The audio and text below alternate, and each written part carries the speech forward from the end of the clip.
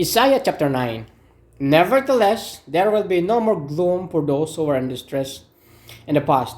He humbled the land of Zebulun and the land of Naphtali. But in the future, he will honor Galilee of the nations by the way of the sea beyond the Jordan. The people walking in darkness have seen a great light. In those living in the land of deep darkness, a light has dawned. You have enlarged the nation and increased their joy. They rejoice before you as people rejoice at the harvest, as warriors rejoice.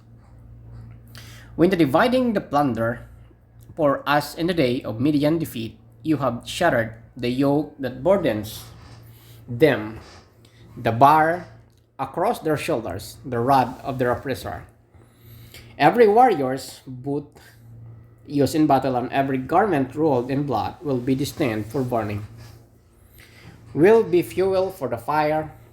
For to us a child is born, to us a son is given, and the government will be on his shoulders, and he will be called Wonderful Counselor, Mighty God, Everlasting Father, Prince of Peace, and of the greatness of his government and peace will be no end.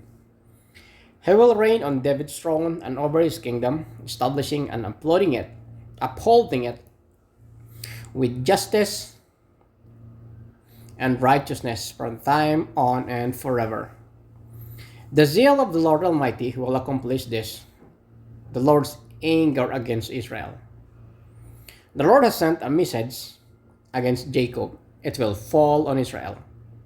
All the people will know it, Ephraim and the inhabitants of Samaria, who say with pride, the arrogance of heart, the bricks have fallen down, but we rebuild with dressed stone.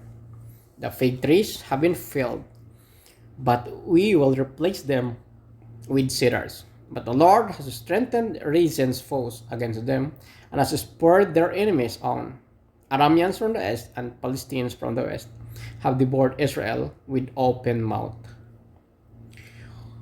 Yet for all this, his anger is not turned away, his hand is still upraised.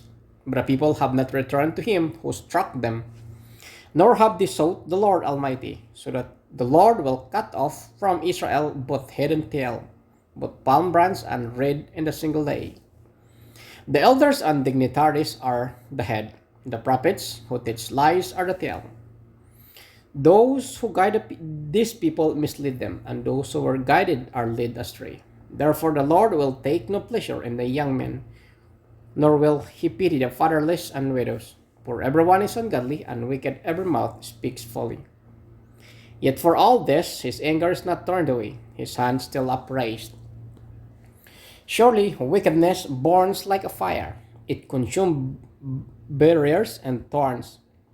It sets the first thickets ablaze, so that it rolls upward in column of smoke. By the wrath of the Lord Almighty, the land will be scorched, and the people will be fuel for the fire. They will not spare one another. On the right they will devour, but still be hungry. On the left they will eat, but not be satisfied. Each will feed on the flesh of their own offspring. Manasseh will feed on Ephraim, and Ephraim on Manasseh. Together they will turn against Judah. Yet for all this, his anger is not turned away, his hand still upraised.